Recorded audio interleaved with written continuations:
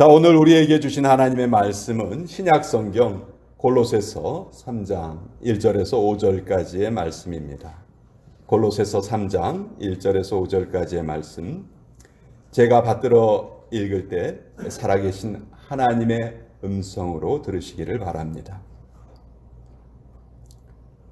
그러므로 너희가 그리스도와 함께 다시 살리심을 받았으면 위의 것을 찾으라.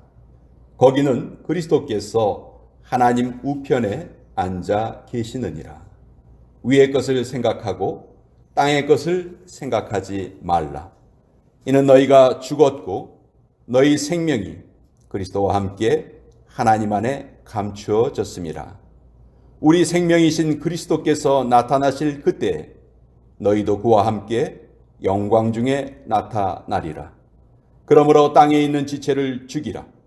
곧 음란과 부정과 사욕과 악한 정욕과 탐심이니 탐심은 우상 숭배니라. 하나님의 말씀입니다. 아멘. 자, 우리 잠깐 기도하겠습니다. 이 시간 주의 말씀 우리가 머리를 숙이고 받습니다. 이 말씀은 영의 양식이기에 우리가 이 말씀을 받지 않으면 우리의 영이 힘을 얻을 수 없습니다. 가난한 자의 위에 성령의 권능을 입혀주셔서 주님께서 우리에게 주시기 원하시는 풍성한 꼴이 공급되게 하여 주시옵소서. 예수님의 이름으로 기도합니다. 아멘. 자, 2달 반 만에 또 여러분들과 같이 하나님의 말씀을 나누게 되어서 너무 기쁘고 또 다시 플로리다에 돌아오니까 너무 좋습니다. 제가 한국에서는 40년, 또 미국에서 20년을 살았는데요. 근데 이상하게도 아직 영어는 잘 못하는데도 한국보다 미국이 훨씬 더 편합니다. 한국에 오니까 대중교통 같은 거는 참 한국이 훨씬 잘 돼 있어요. 그런데 제가 이번에 가서 좀 운전할 기회가 있었는데 새로운 길이 얼마나 많이 생겼는지 내비게이션을 따라가도 제대로 따라가지 못하겠더라고요. 그리고 분명히 표지판에 한글로 글자가 써 있는데도 그걸 잘 이해를 못하겠어요. 염수 분사 구간. 여러분 이거 한글이에요. 근데 무슨 말인지 아시겠어요? 겨울철에 길이 얼면 소금물이 이제 저절로 뿌려져서 녹여주는 그런 구간이래요. 그거를 염수 분사 구간이라고 써 있더라고요. 제가 살 때는 이런 표지가 없었거든요. 그리고 또 주차 공간이 좁아서 차를 파킹을 하고 이제 차 밖으로 나오려면 얼마나 힘든지 몰라요. 아주 이렇게 몸을 비틀어서 나와야 되고요. 미세먼지도 참 심했고, 그래서 눈도 좀 아프고 목도 따갑고 그랬습니다. 그러다가 다시 미국에 와서 맑은 공기 마시면서 또 여유 있게 운전을 하니까 얼마나 좋은지 모르겠습니다. 제 결론은 한국도 살기에 좋지만 미국이 더 좋다. 그게 제 결론이었습니다. 제가 이번 안식의 기간 동안 계속 생각했던 주제는 내 인생의 남은 시간을 어떻게 좀 더 지혜롭고 더 가치 있게 보낼 수 있을까? 그것을 계속 생각을 했습니다. 그리고 오늘 이 성경 말씀을 읽으면서 다시 한번 귀한 교훈을 얻게 되었습니다.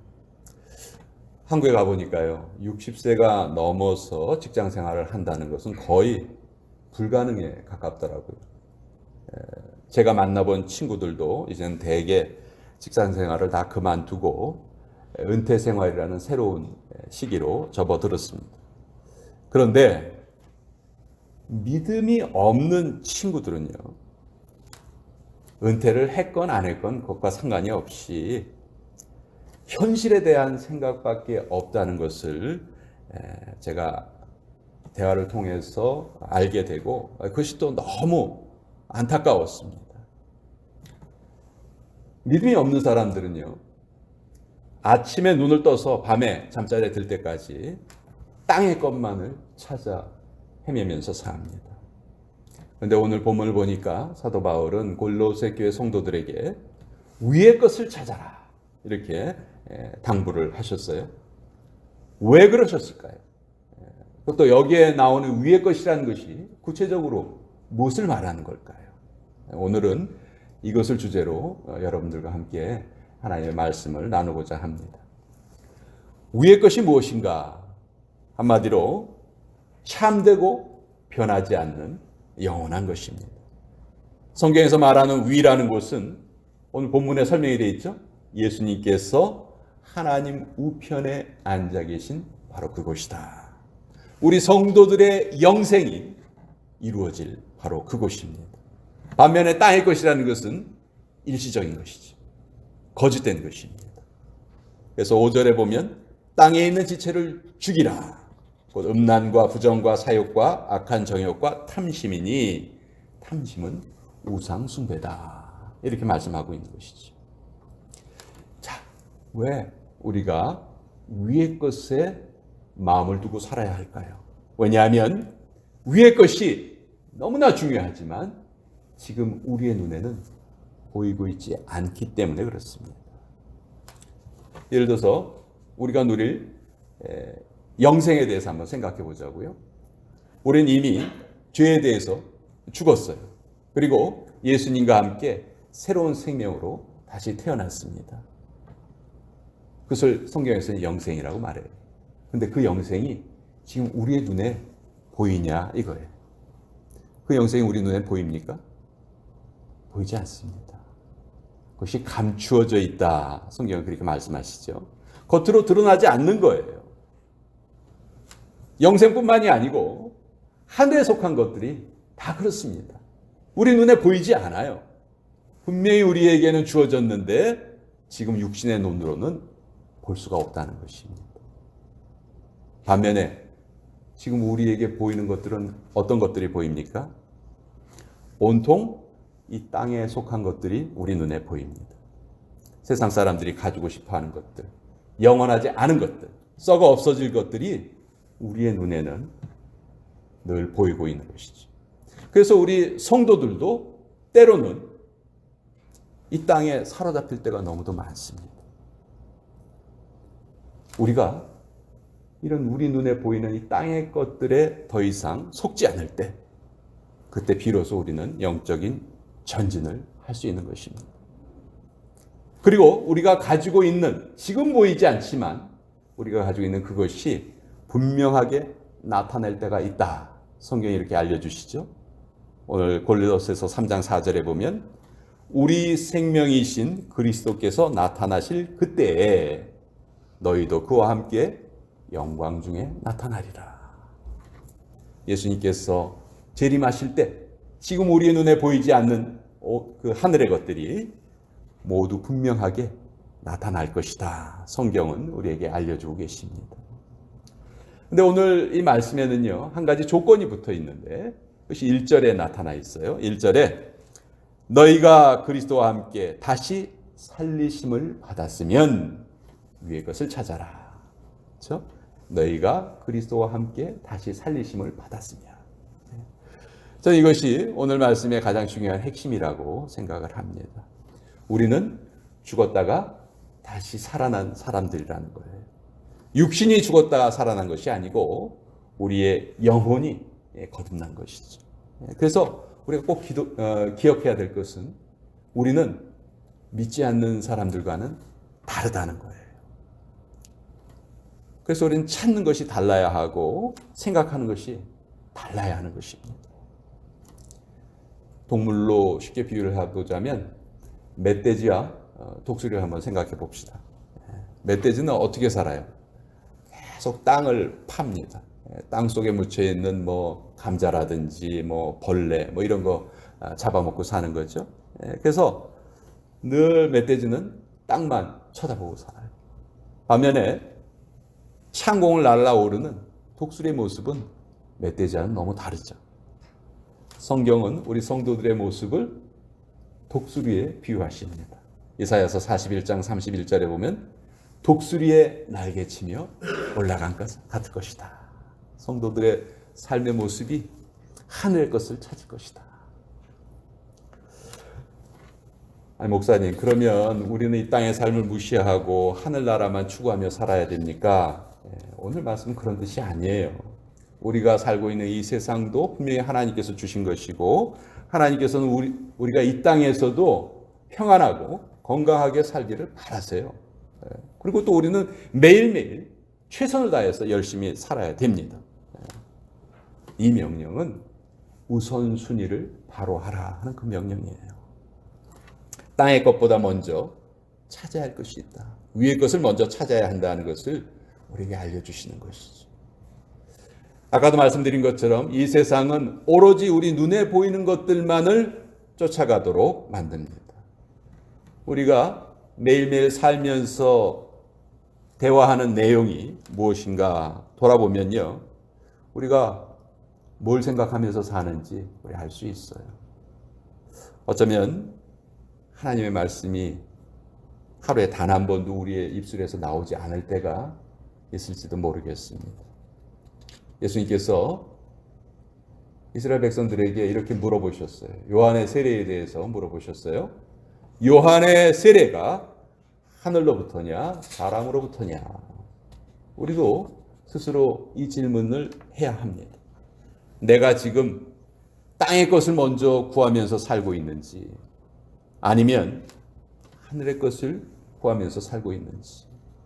우리가 땅의 것에만 파묻혀서 살고 있다면 그 인생은 결코 가치 있는 인생이라 말할 수 없을 것입니다. 성경은 그것이 입김보다 가볍다, 그렇게 말해요. 시편 62편 9절에 보면, 아 슬프도다 사람은 입김이며 인생도 속임수이니 저울에 달면 그들은 입김보다 가벼우리라.